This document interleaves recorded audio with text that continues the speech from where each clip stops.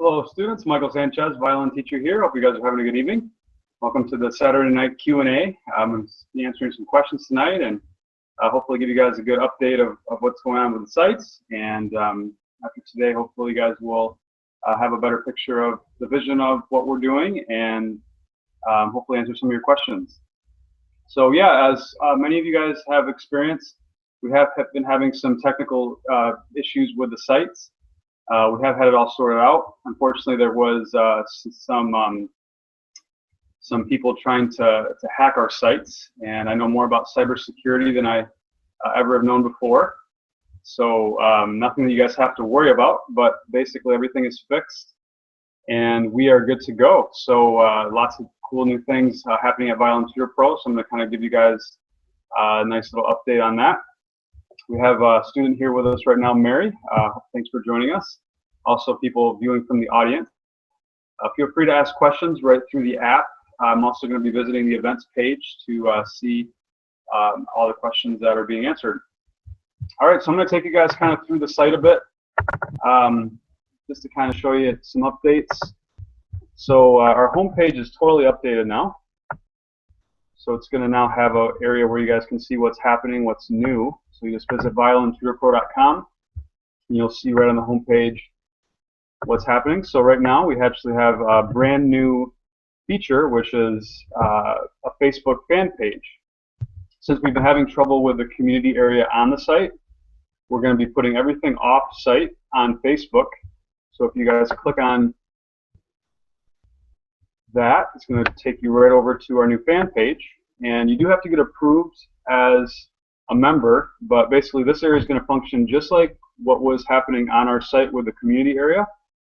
And obviously most people know how to use Facebook. So we're really hoping this is going to be a great alternative, and you can obviously access it directly through the site, as well as have it as one of your favorites on Facebook. Cool, so that's new. We also just published a brand new blog article, so if you guys want to check out versatility of the violin, how can it be played, that's a brand new blog article that I wrote, or sorry, Mackenzie Aldrin wrote, and I published it today. So I highly recommend you guys check that out. We also have new lessons posted. So we have vibrato tips, keeping the bow hand relaxed with my student Danny. Top 3 hardest violin pieces to learn. We also have a fun fiddle webinar that you guys can follow and learn from. So check that out. As always, we have the forum updates happening on the right-hand side. So the forum is going to really function as a great way for you guys to interact with one another on the site, answer or get your questions answered. We have an active teacher right now that answers tons of questions almost every day, Diane Atkins. So anytime you see her popping up in the forums, it's normally a great post. She's a violin instructor. She's been teaching for over 30 years. So definitely look out for some of her posts. You can click right on anything that's associated with her and see her response, and anybody else's. So yeah, definitely check out the homepage. It's a great way to get updates on what's going on, get links to great articles and content. So that's what's new. As far as the navigation of the site, everything is pretty much the same. The live classes area is obviously where you guys are going to be able to view recordings of these live Hangout classes, and then see ones that have happened in the past. So check this page out, which is accessible right through the navigation. You'll be able to sign up for classes that are coming up in the future through this page. For example, on Monday, we're holding a beginner class, learn how to play violin properly as a beginner. So you can click right on the events page and sign up for that class. And then on Wednesday, we're doing a class at 9, intermediate shifting tips. So yeah, we're going to kind of try to keep into a rhythm of doing all classes Monday at 8 for beginner and Wednesday at 9 for intermediate. So you guys can plan on that every week for the ongoing future. And then Saturdays, we're going to just do random once in a while. We've been doing giveaways lately, so we're going to do maybe one of those like once a month, something like that. So look out for those through this page or on the home page. We also do have an area where you can see live classes going on. If I scroll down to upcoming classes right here, you'll be able to see what's happening. Cool. And then, yeah, now we have the fans page, which is going to be a way to basically get onto that Facebook fans page that I talked about. And yeah, when you guys join that, you'll be able to hopefully get each other's tips and inspiration joining this page. So I do have to, again, approve you as a member. So awesome. Well, if you guys have any questions, feel free to post at this time. I'm going to check out the events page right now, as well as anybody that's in the live class. Feel free to ask questions. Come back in here and see who's here. All right, cool. We have quite a few of us. I see Marcel, Megan, Troy, Don. Good to see you guys. If you guys have any questions, feel free to raise your hands. Anything related to violin, if you need help, some tips, questions about the site, anything that's happening, feel free to ask. So I'm going to go check out the events page here a second. You guys see any questions?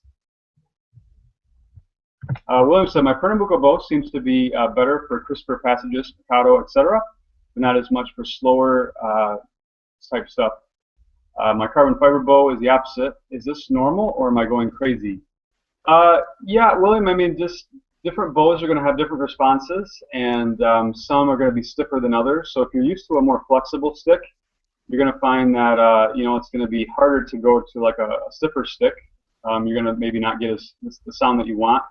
So yeah, it's kind of one of those things where you have to kind of get used to a certain stiffness, a certain weight transfer. Some bows have a lot of weight, you know, like up here more, whereas some bows have more weight down here. So you kind of just have to get used to, you know, where your weight transfer is, and then, you know, if you play a bow that's totally opposite than that, you're going to have some trouble. So it could be that, it could be just, yeah, that you're not used to the stiffness. But as far as materials go, that's more just like the quality itself. So, you know, you could find one Pernambuco bow like that's perfectly in your hand, it plays awesome, but then another Pernambuco bow might not be quite as good, and that has to do more with the weight transfer not being quite ideal. So, hope that helps. Any other questions, guys? Feel free to ask. I'm going to go over to the events page right now.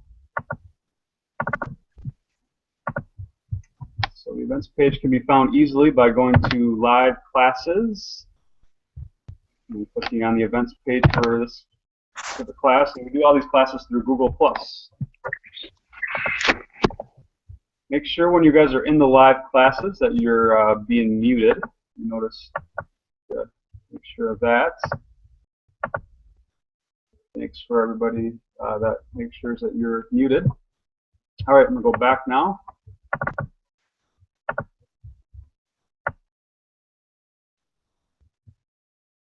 Colin says, I haven't been able to load the site for a few days at home. Keep getting a site lock error access denied.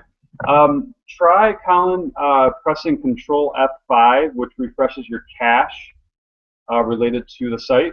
So we've been doing a lot of different configuration things with the site as far as making it cache friendly and different things to be more secure.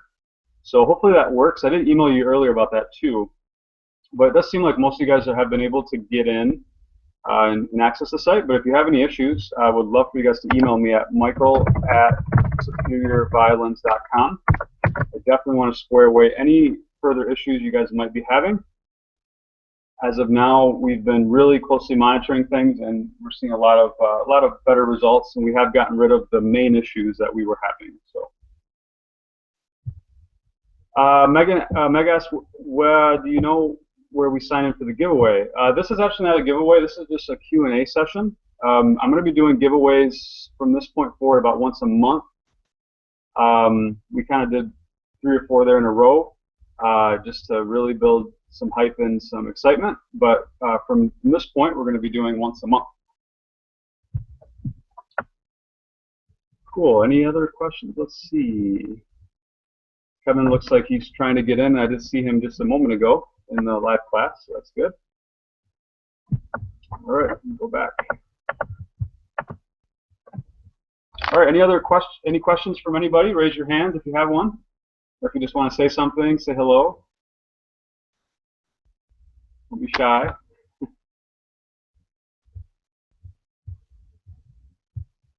Marcel, I see that you're raising your hand, I believe. Go ahead.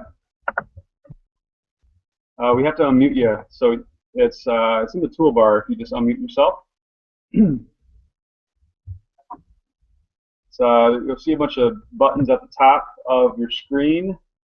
Just press the button that looks like it's muting you. I might have to do it on my end. Let me see. Marcel. See if this works. Okay.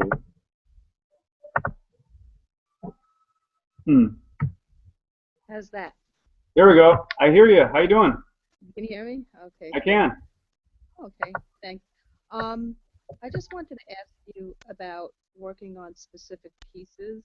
Like right now I'm working on La Folia in Suzuki, book 6, and I'm sure you know about it. It's got all these different sections, you know, the fast sections and the arpeggios. Sure. I believe that's in Suzuki book number 5, correct? 6. 6. Yep. Yeah. So I'm having trouble with the arpeggios, the real fast 12/8 timing, you know, that kind of stuff. Yeah. And also the chords, the double stops, and I'm trying to figure out a way to practice them efficiently. So, because I have a recital coming up in 2 weeks. Whoops. Oh, something's happening here.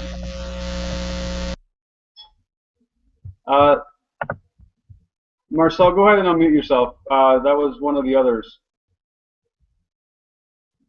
I muted you thinking it was you, but go ahead and unmute, and you should be able to continue. Sorry.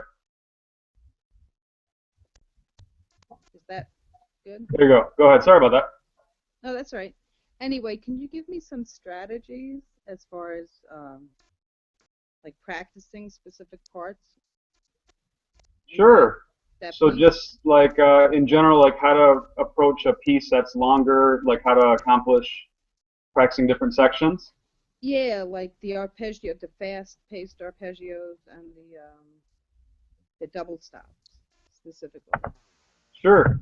Yeah, I mean, it really takes kind of breaking things down into sections. Yeah, there's definitely a lot of different things in that piece. So I suggest, you know, doing technique practice at the beginning related to the specific sort of difficult technique that you're going to work on. So instead of just playing through the entire piece, if you're about to practice a section that has double stops, I would work on different exercises related to double stops. Maybe some scales that are related to the technique, maybe an etude book that has some of that sort of thing, and then do your piece that has some of those, you know, double stops or advanced shifting. So yeah, if you do it that way, it's like take it in sections, and then prior to working on that section, you do some of the things that I just talked about. I think you'll see some good effectiveness as far as being able to do the double stops better, instead of just like playing right through the entire piece. So try to get your hands on some good etude books on top of just the solo. Are you working on any specific etudes or scales right now?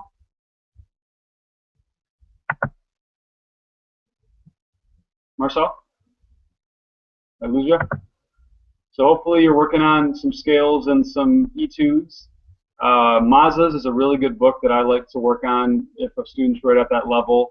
I do have that available on my website. If you check out a blog article that I wrote on how to effectively practice, I actually have a list of like 5 different etude books that I have downloads for, so that's a really good resource. Normally around that level, I promote students practicing maybe 3-octave scales, like some of the easier 3 octaves. Definitely all the 2-octave scales. So yeah, and then as far as like double stops, you know, there's different drills that you can work on to do double stops. So yeah, it's just a matter of figuring out kind of a routine of the technique and then actually applying it to your piece. Great question. Any others? free to raise your hands. I'm going to check to see if I can find any other questions. Troy, how you doing? You have a question?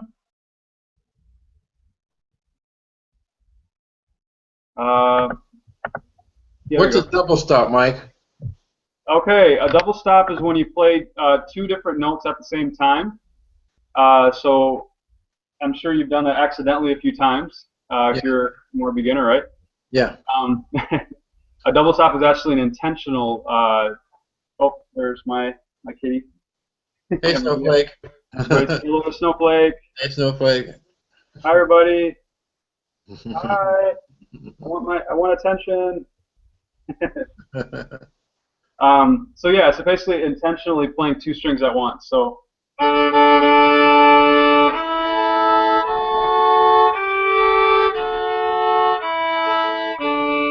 right there I was playing on the D string while also playing on the A string. Okay. Also called a drone. A little bit more difficult double stop would be actually putting both fingers down on a string. So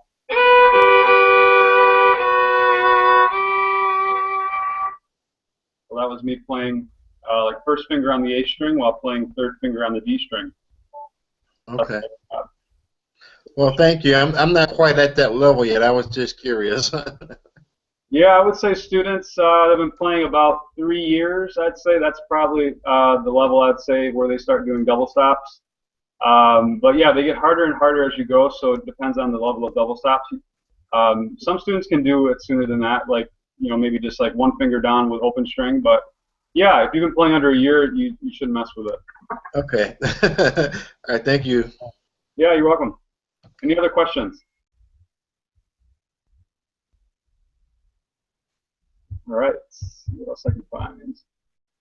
Everybody's asking about the giveaway. Sorry, guys, tonight's not a giveaway, just doing a Q&A session.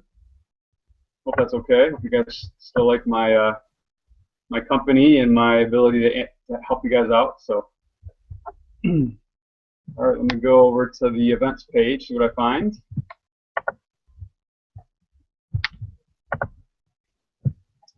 One second.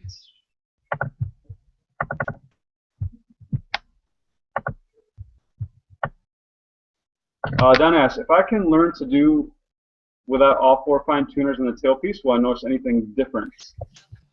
Не, не mute го, я почетат, съм joinat. So yeah, a good question. I get that quite often. Students ask about the fine tuners on the violin. So let me talk a little bit about that. Great question, Don. So yeah, first of all, the reason why you only see one fine tuner on a lot of different violins is because most violins that have one fine tuner have synthetic strings on them, which means that they're good quality strings, and they don't turn as well with the fine tuners. They take a lot more stretching. So basically what you're going to find yourself doing with a synthetic string with a fine tuner is you're going to twist all the way down to the bottom and then eventually have to use the pegs anyway. So that's why you only see one fine tuner in most cases on nice violins. And then also at that point, they assume that you can eventually learn how to use the pegs. On more beginner violins, you do see 4 fine tuners often because a lot of times beginner violins have steel strings which turn just fine with the fine tuners. As far as your question, Don, they don't affect the sound at all, so having them or not having them does not matter. It's more just that they're there for if you really don't want to use the pegs, and also they're nice to have as precision knobs once you get yourself close to the intonation. So for example, like if I'm way off with my E, if I'm off, I'm going to use my peg to get myself close. And then I might use my fine tuner to bring it exactly to the right spot.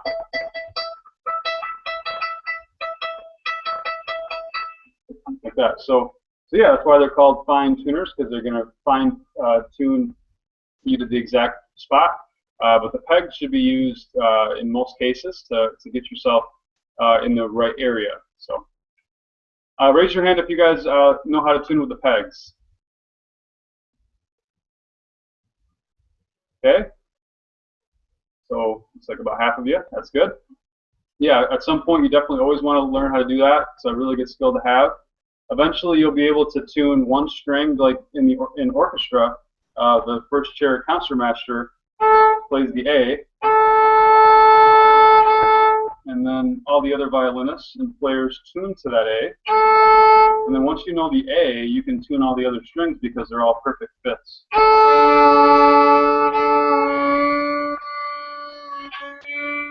And then once you have the D, you can do the D and the G.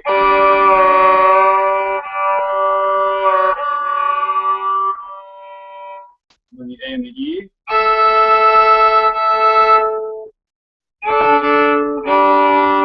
And that's how violinists can tune so fast, by just having that one first starting pitch. But certainly it takes practice. All right, we're getting some feedback here. You guys can try to come in. Meg, that is you with that noise, so if you can try to be careful, make sure you're muted. All right, any other questions? Everybody says, hi, Snowflake. See if I can find any questions on the page. Ah, Meg. I might have to boot you out, Meg. Any other questions? Go over to the events page. Don says, it might just look cooler with one fine tuner. Does it take some time to hear perfect fits for tuning? Great question. So yeah, I mean, let me just give you the difference. So here is me being a little bit off with not having the perfect fit for tuning.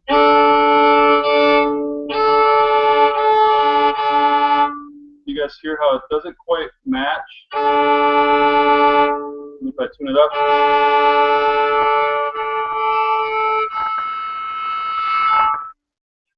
Raise your hand if you guys could tell how that was adjusted to hit that perfect sound. Here it's off. Here it's on. Like that. So yeah, it just takes time to kind of hear that, but hopefully you were able to pick up on that.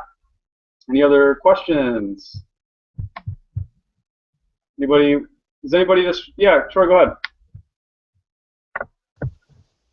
Yeah, Michael, I'm having trouble with my pegs, my tuning peg sticking. What can I do to stop the pegs from sticking? And also they slip sometimes as well. Yes, basically it takes making sure that you push in while you're tuning the pegs. So like holding onto the instrument while twisting and pushing. It's equally important to push in as you're twisting. Otherwise, they might not stick. But it really is a matter of really feeling exactly how tight the pegs are. For example, if I start turning them and they slip, they're not quite sticking, that's when I have to kind of do more of the pushing in as well as twisting. You kind of have to feel out where you're at with how slippery or sticky they are. Okay. And what's the purpose of the tuning oil, whatever that is, peg oil or peg? What is that? Yeah, so like when I prepare violins for students, a lot of times I'll feel how sticky they are before I ship out a violin. Let me just mute you for 1 second, Trevor. We're getting a little bit of echo. So I kind of feel out the stickiness of the peg. If I feel like it's kind of sticky, like it's not quite turning very well, I hate sending violins that are jagged with tuning.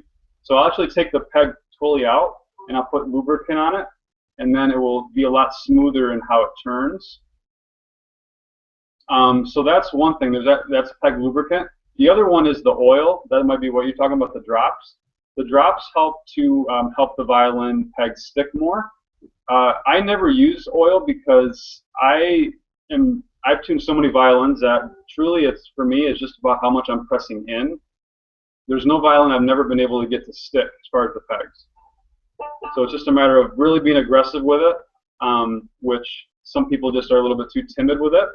But I've never had one that I haven't been able to get to stick. It's more if they're too sticky, then I have to use peg lubricant. So hope it helps. All right, any other questions? Don't be shy, everybody. You guys can text me questions. You can raise your hand. You can just say hello if you'd like and say how you're enjoying the violin process of learning. Feel free to participate.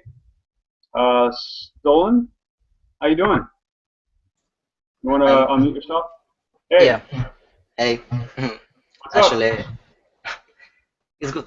My name is Teacher, and I'm from Bulgaria. Actually, here is 4 a.m.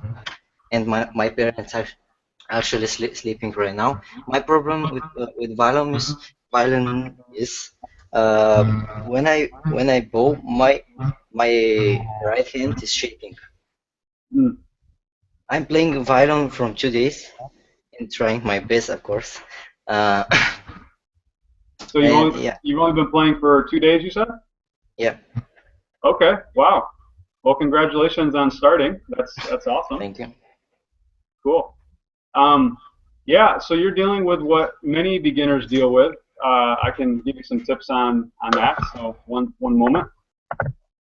Okay. So yeah, it's all about making sure that you have the proper bow hold, and then also making sure that you're not using so much arm. Most likely, you're doing one of those things. You're either grabbing too tight, or you're using too much arm as you're trying to bow. So try to pay attention to how much this is moving as you're playing. You should actually have more of an extension of your arm and then a bending of your wrist coming back. So one drill that I give students all the time is having them balance a quarter on their wrist and just try to do this going up and down, simulating the bow motion, because it's so important as you're coming up bow to bend the wrist. That's a huge thing that's going to help you to not bounce the bow and make it jagged and rough. So that's the motion. Make sure when you're doing this drill, balancing the coin on your wrist and not letting it drop, that you're not going up and down. You should be going from this point down diagonally to really do it properly.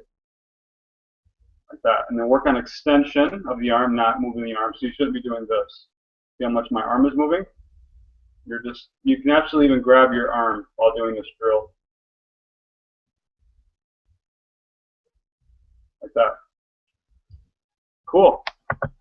Does that help? Have you seen some of my videos before? Do you feel like you have some good direction at this point, or what else? What else is going on with your progress at this point? Actually, I'm doing pretty well. I watch something like 30 videos of you, of course, and I tune my violin with your beginner tutorials, and I see the progress. Wow. I really Well, if love you can already the see sound progress, of the violin. I'm you say, practicing everything. I'm practicing the notes, reading the sheets, and yeah, everything. that's great. Well, if you can already see progress in 2 days, that's outstanding. Yeah. I'd say the first couple of Can days I can be can I tough. show you how is my vibrato going? Oh, sure. Mm, Did you say vibrato? Wow. So you're already working on vibrato. Okay. So you say you've only been playing a couple of days and already you're trying it out. That's great. yeah. One thing that I would suggest right there, you're actually pointing out something that I point out to students all the time. Make sure when you're doing vibrato that you're not lifting other fingers in the air. That actually tells me that you're pressing down too hard into the fingerboard. So if one finger goes down and the other ones pop up, that tells me that there's too much pressure down, which makes it to where you can't actually move as well. It might actually cause problems with other things. So try to actually do the same. If you want to do the same thing for me right now, see if you can do it without lifting other fingers up in the air. Do you see the first finger, which is the index finger?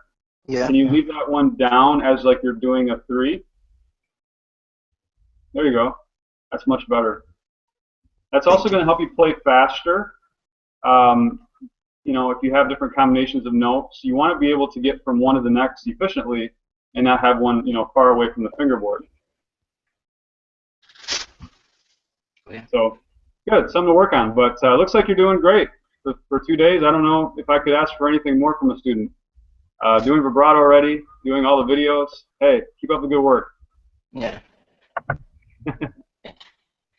Great. Anybody else want to share their progress so far? How they've been doing, or comments on you know, just maybe some encouragement even for beginners out there? Feel free to raise your hands. I'll see if I can find some other questions as well. Thanks everybody for hanging out and joining us today. Go over to the events page, see what I can find. Megan asks, is it normal for hairs to fall off the bow? Good question.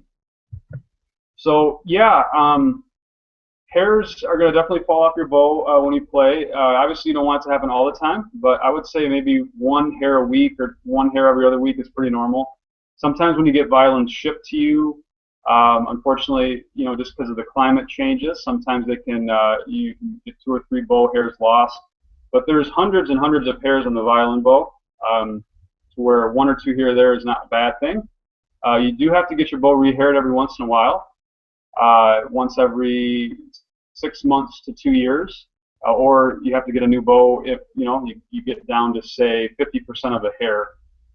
So that's a pretty common thing to do, is get your bow rehaired. You can do that at any basic violin shop, or you can just get a new bow if your bow is not that expensive. I would recommend getting a rehair done on any bow below $100, because a rehair costs about $50 to $100. Great question. Any other questions?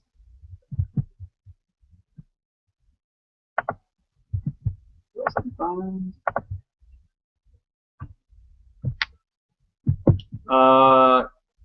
Inomiya is asking, I can vibrato decently, but do you have any advice on making vibrato double stop sound better? Yeah, so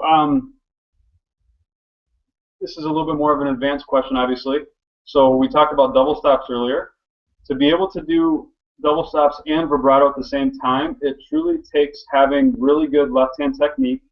Nothing different than what I've talked about before. If you guys have followed my lessons on how the importance of left-hand technique, having the hand high, all the things that I've talked about, there's really no difference in what's important to be able to do double stops with vibrato at the same time. It takes having the hand very relaxed. From here on down, you could grab my hand as tight as you want, and I can play every note on the violin because my hand is high enough. And because of that flexibility and relaxedness, I can still move my hand while playing double stops. One thing you want to focus on is getting your fingers on the tips of the strings so that you don't have to press down so hard. You want just minimal pressure, just very light touching to be able to achieve the proper pressure. And then if I do it properly, like let's say I have a first finger on the H string and the third finger on the D, I'm not pressing very hard right now. And because I'm not pressing, I still have flexibility, so I can still do vibrato. Okay? So I'm going to go ahead and just do some double stop vibrato. I got to get my violin tuned first.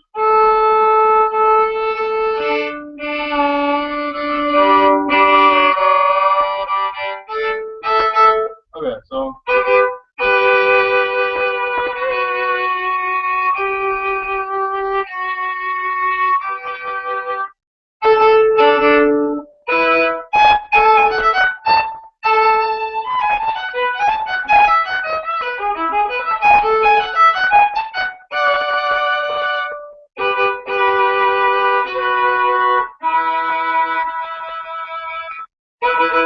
yeah, I'm basically just pressing very lightly. My hand is still as flexible as it was before. There's nothing really changing as far as my left-hand technique. I would say the biggest bad habits that people have is that they're pressing too hard. They're changing things as far as finding the notes. So let's say they have a first finger on the A string and like a 3 on the D. They might be at a bad position with their angles, so they're really tensing their hand. And then it makes it hard to actually move the hand to do vibrato. So you have to have that perfect position where nothing is changing and you're able to still shake the hand properly. So good question. So hopefully that's an encouragement for some of you beginners even. to make sure that you're doing everything properly, because later on you're going to have a really hard time doing vibrato and double stops if you're not working on some of these things. If you're learning any bad habits, it's going to really restrict you later on. So, good question. Marcel, was that a question? I saw you maybe raise your hand. You have something? No? Okay. Any others? Don asked, are there any big differences in rosins? There is a huge difference in, if you compare boxed rosin compared to like just good quality rosin that's more potent, like jade, like Parastro gold rosin's good. But yeah, stuff that comes like in a basic rental outfit, you know, stuff that's like, you know, in a beginner violin package that's, you know, $100. That sort of rosin is very bad. It's going to really be flaky. It's going to basically make your violin have all dust all over it after you play because it's not grabbing the strings. So you just basically want to make sure that you have non-boxed rosin, which is going to be your jade, which is going to be Parastro brands. There's a lot of different types of good rosin out there, and then there's kind of that other category of just bad, which is, you know, the boxed rosin. Yeah, I don't know if I have any boxed rosin around here, but yeah, if you got a cheap violin, it probably has boxed rosin. If you haven't bought violin rosin separately, you probably have boxed rosin. So I highly consider you guys to get, highly recommend you guys to get like jade or Parastro gold. But yeah, there's people that would tell me a bunch of different things on what they like. There's a lot of different good ones out there. Good question. Any others? Feel free to raise your hands. Go back into the events area here.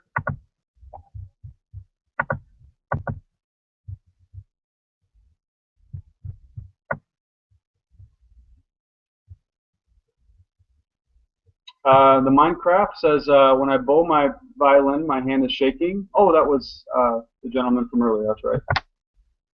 I think I've answered all the questions. I don't think I've ever been that on top of things with the questions. Sweet. So just to give you guys an update, some of you guys that are just coming in, we've been dealing with a lot of site issues this past week. Fortunately, we have everything solved. There was some activity going on as far as some hacking going on, so I know more about cybersecurity than I ever have known before. It's not the funnest things to deal with, but yeah, basically there was some robots kind of attacking our sites and making it crash. So you guys might have experienced a time where you were trying to access the site and it was not working. So I apologize. It's definitely been fixed, and hopefully going forward you won't deal with any more issues. So we have the top level security software now. So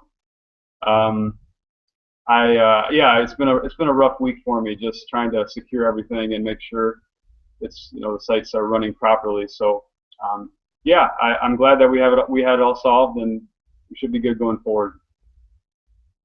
Any other questions? Yes. Okay, my question is, should I use the flat bow or try to focus or rotate a little bit? Say that again. Should I use the flat bow on my violin or try to focus to rotate a little bit the bow? Oh, okay. Yeah. Yeah. When you're first starting, you should definitely have a flat bow.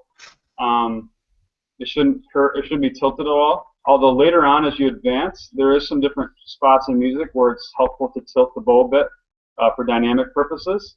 So if you've been playing, I would say after 4 years, you probably can get by with tilting the bow in some instances, but under 4 years, I would recommend not doing that. Definitely when you're first starting, I would advise you not to do that at all. Oh. My next question is, is it normal to my bow to get sticky? That is because of my cheap rosin or something? Okay. So you actually should never touch the bow hairs with your fingers. Because of the oils from our fingers, they can actually get onto the hairs and cause it to get a little bit dirty, and actually can cause some inconsistency in sound. So you want to actually try to avoid touching the bow hairs if possible. I actually do touch the bow hairs once in a great while if I really want to test out how much rosin's on my bow. So in that case, I'll take the back of my finger and swipe at the bottom of the bow here, definitely not anywhere above that. And then I can test to see how much rosin's on the bow. But yeah, I would try to be careful about that as far as touching the bow. So does that answer your question, or tell me again what you were wondering about? I might have gone on a trail there. I'm thinking now, should I clean my bow with water? Or?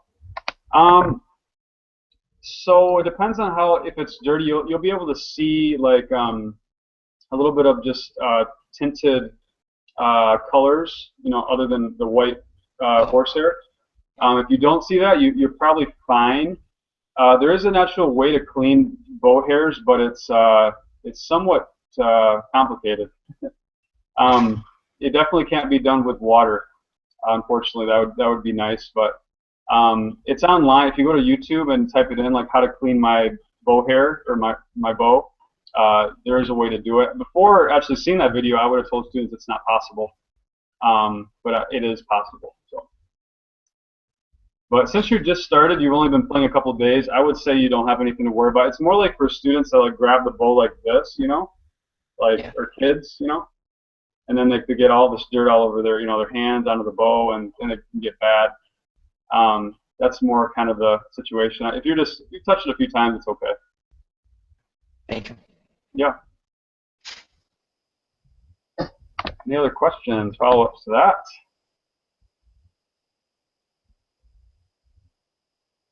Raise your hand if you like.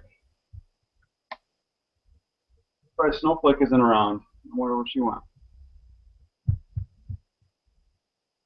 So cool. Go back to the events page. Megan asks, what exactly is a violin mute? So a violin mute is actually a little tool that you put onto your violin bridge. So it goes right on top of the bridge. There's two different types of mutes. One is a really small mute, which kind of just even goes over the middle of the bridge. It's like a little circle. Those are used more for orchestral purposes to get just a little bit less of a sound. Oh, Troy has a mute to show. And then, yeah, the one that Troy is showing right now is what we call a practice mute. And those actually limit the sound of your violin by 85%. So if you were to put that on, it would make the violin sound very, very quiet. It's perfect for you if you're trying to play in an apartment or somewhere where you don't want to disturb other people.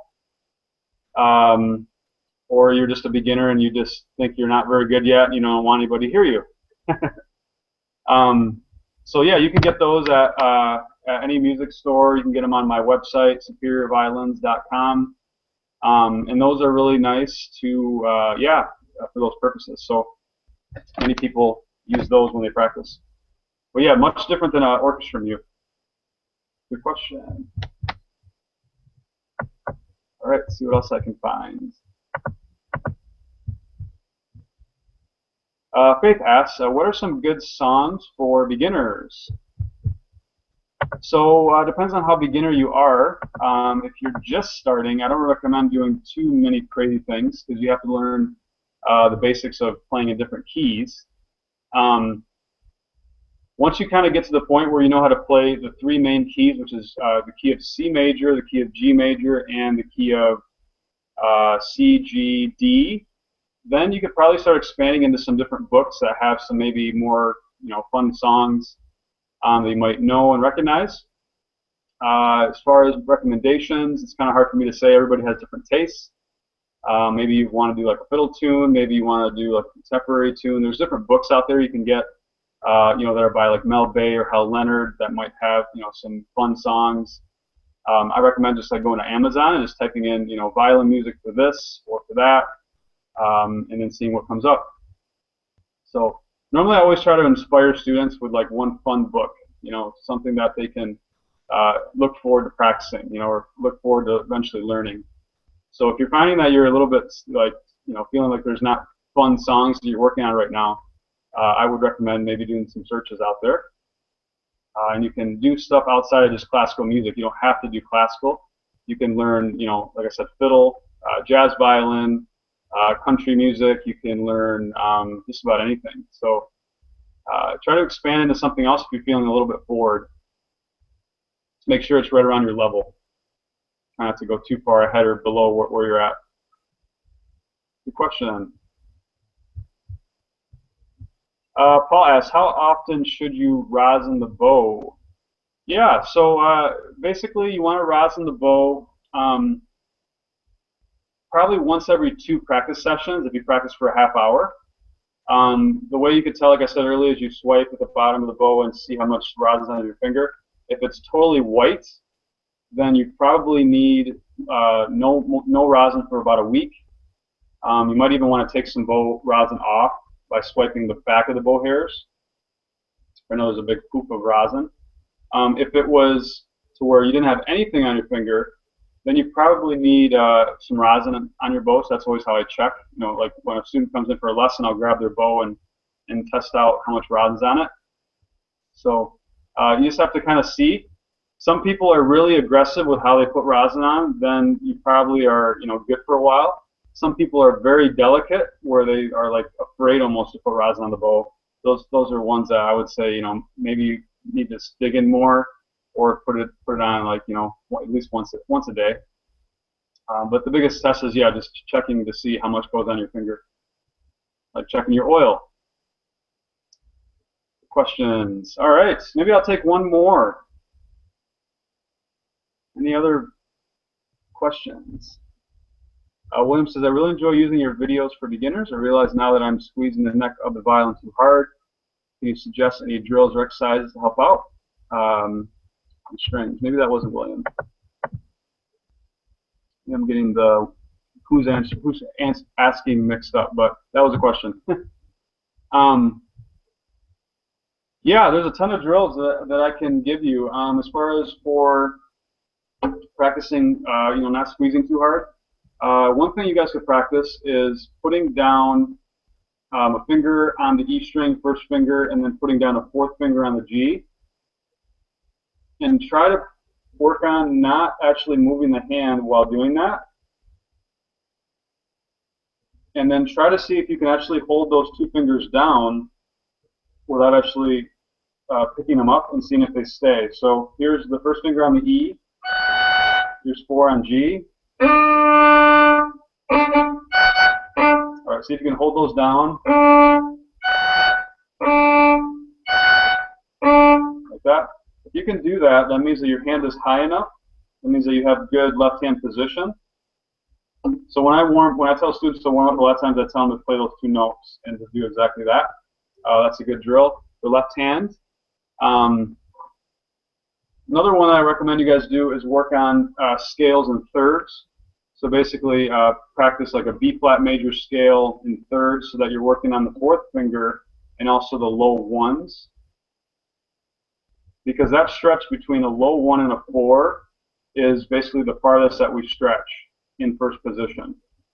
So if you can work on that 3rd scale, that's going to be really helpful. So let's play B flat major in thirds.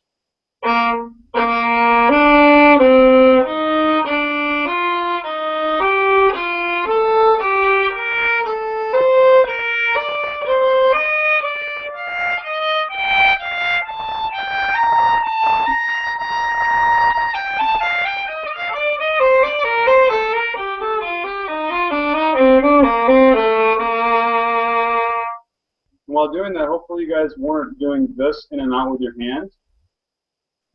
Hopefully you were keeping your hand up and you were able to reach those lows by squeezing your finger back and just laying the 4 out because you're flexible, not because you're forcing it. A lot of people think that reaching a 4th finger is all about having a tense reach, like really forcing the 4. It's actually more about having a flexible hand and then your 4 is actually able to go farther. Okay, so I always show students this. So if my hand's really tense, there's only so far that my fingers will stretch this way. My hand's really tense right now. If I have no tension, look how far my fingers stretch. That's the concept. So I can actually get farther and do a low 1 and a 4 just by not allowing my hand to be tense.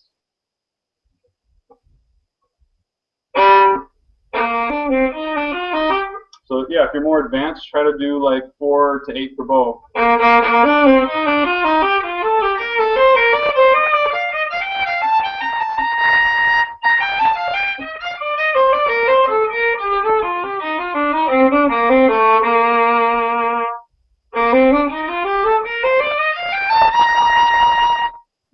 So that's a really good scale for practicing in the key of B flat major.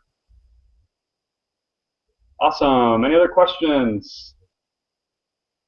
Hopefully you guys have been working on your scales. That's always a really important thing. I always have students warm up with scales, at least for 5 minutes, as that's a really good practice of muscle memory in the left hand, and also just trying to be as simple as possible to get warmed up in the right hand.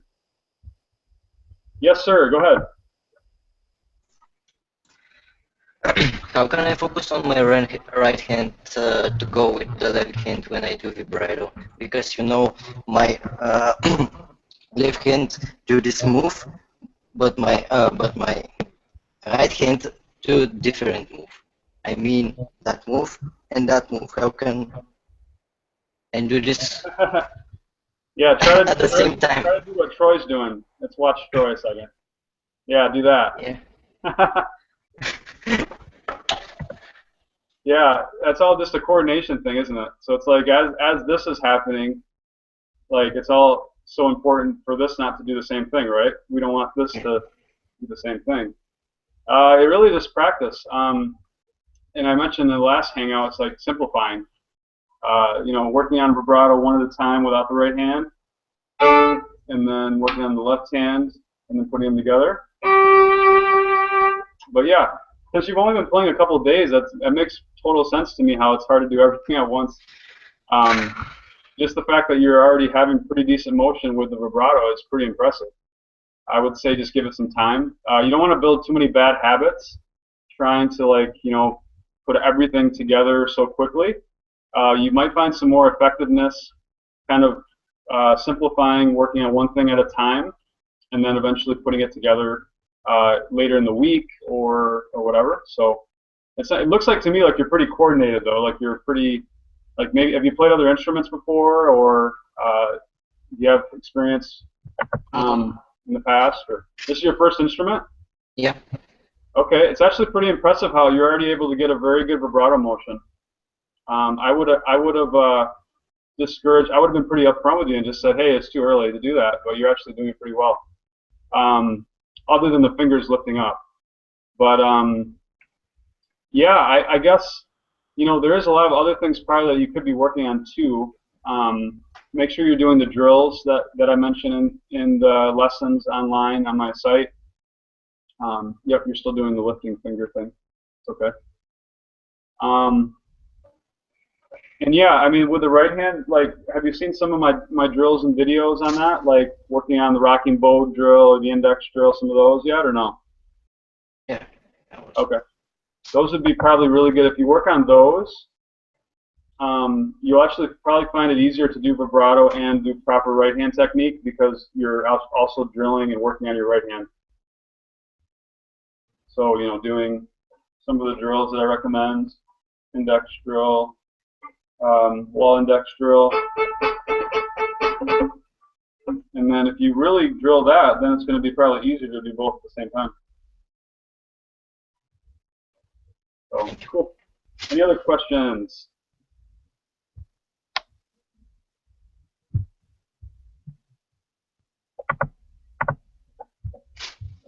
So Monday at 8 o'clock, we're going to be doing a class teaching you guys at the beginner level. So any beginners out there that are interested in learning some more and asking more questions, I'll show you where you can sign up for that. If you visit violintutorpro.com, right on our homepage, you'll see what's happening, what's new, but then underneath you'll see an area, if you scroll down, of where you can sign up for our upcoming classes. So Monday at 8 o'clock we'll be doing a class, how to play the violin properly as a beginner. And then Wednesday we'll be doing an intermediate class, intermediate shifting tips. So we'll be going over some proper ways to shift. And that will be at 9 o'clock on Wednesday. So hope you guys join us then. Would love for you guys to participate in the forum. You can see all our new topics that are being posted. You can reply to the topics, ask questions in there. You can see what the recent replies are. So yeah, hope that you guys participate in the forums this weekend and next week. Also, we have the brand new Violin Tutor Pro Facebook fans page, which is replacing our community area. So if you click on that, that'll take you to our page right on Facebook. We do have to approve you as a member. So I'm going to approve Meg and Papa and Colin right now. So if you do that, then you'll be able to join our fan page and basically post cool stuff. You'll be able to interact with our community there. And that's replacing, like I said, the community area we had before. And yeah, check out our new blog article we wrote. It's at you can get to it right from the home page. It's versatility of the violin. How can the violin be played? It actually goes through different videos of how the violin can sound totally different. So you have, Joska Heifetz playing a violin, and you have Lindsey Sterling playing a violin, and you have Mark O'Connor playing fiddle music, and you have Eddie South playing more jazz fiddle. So you can kind of just hear the differences of how the violin is just the same instrument, but played and performed totally differently. So hope you guys enjoyed that blog article. All right, any other questions? All right, well, hope to see you guys next week in class. If you have any questions throughout the week, feel free to email me at michael@superiorviolins.com. If you guys are interested in any violins or discounts, anything product related, visit superiorviolins.com. That's our other website that you can actually access as well through Violin Tutor Pro. And yeah, you can live chat me anytime tonight or tomorrow right through the site. In the bottom right hand corner there's a little button you can press to live chat me if you have questions. And again, I apologize for all the site issues, but we're back up and running. So thumbs up, we're back. No more issues. Hope to see you guys next week in the classes. And let me know if you have any questions. Snowflake says goodbye. I know she's not here right now, but I'm sure she's somewhere. Cool. All right. Hope to see you guys soon. Have a good evening.